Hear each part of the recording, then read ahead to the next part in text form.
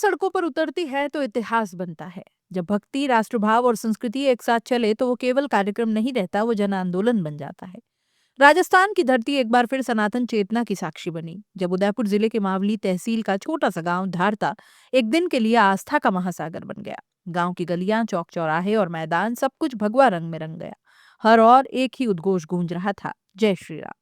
ये कोई साधारण आयोजन नहीं था, ये था विराट हिंदू सम्मेलन, जहां हजारों सनातन प्रेमियों ने एक स्वर में संदेश दिया कि हिंदुत्व केवल पूजा पाठ नहीं बल्कि राष्ट्र निर्माण की चेतना है।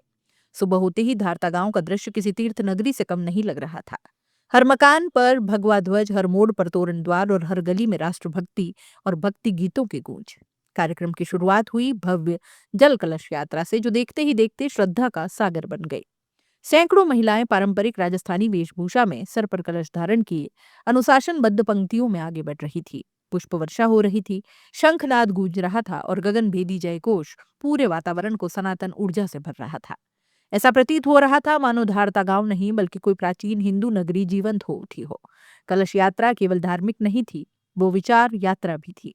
राम, लक्ष्मण, सीता, हनुमान जी की झांकियों के साथ साथ भगत सिंह, चंद्रशेखर आजाद, झांसी की रानी लक्ष्मीबाई जैसे राष्ट्र नायकों की झांकियों ने स्पष्ट संदेश दिया।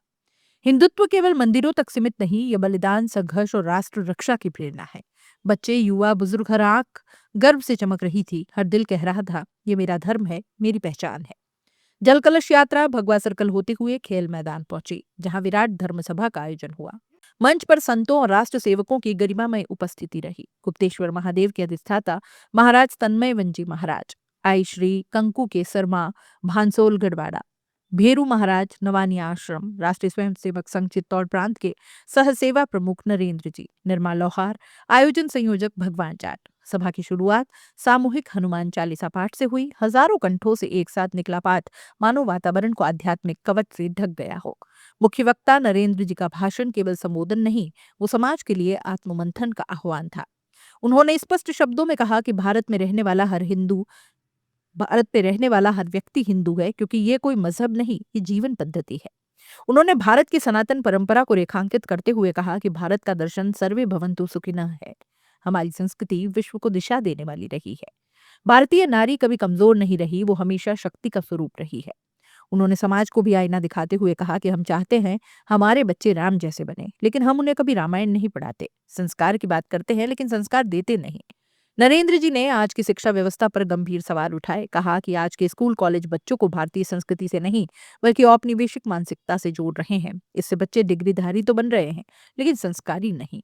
उन्होंने समाज से अपील की कि बच्चों को बचपन से भारतीय शिक्षा, संस्कार और संस्कृति से जोड़ना होगा, तभी वे अच्छे नागरिक बनेंगे और राष्ट्र निर्माण में सहभागी होंगे।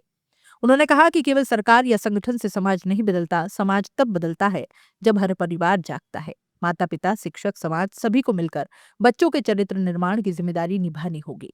कार्यक्रम के अंत में विशाल भोजन प्रसाद का आयोजन किया गया, जिसमें हजारों लोगों ने एक पंक्ति में बैठकर प्रसाद ग्रहण किया। ये दृश्य बताता है कि सनातन केवल उपदेश नहीं, समरसता की जीवंत परंपरा है।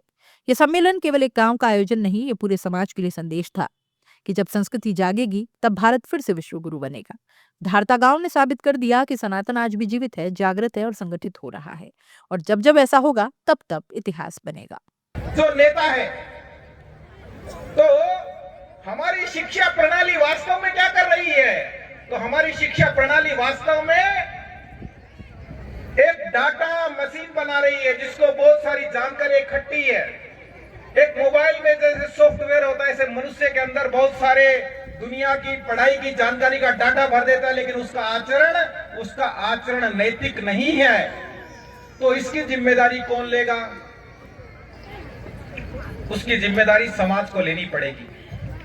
हम जो हिंदू समाज के नाते एकत्र हुए हैं, हमको सोचना पड़ेगा कि हमारे पूर्वजों ने जो हमको दर्शन दिया, हमारे पूर्वजों ने जो हमारे लिए तय किया, वैसा आचरण करने वाला हिंदू समाज कैसे खड़ा होगा, उसका तंत्र विकसित करना पड़ेगा।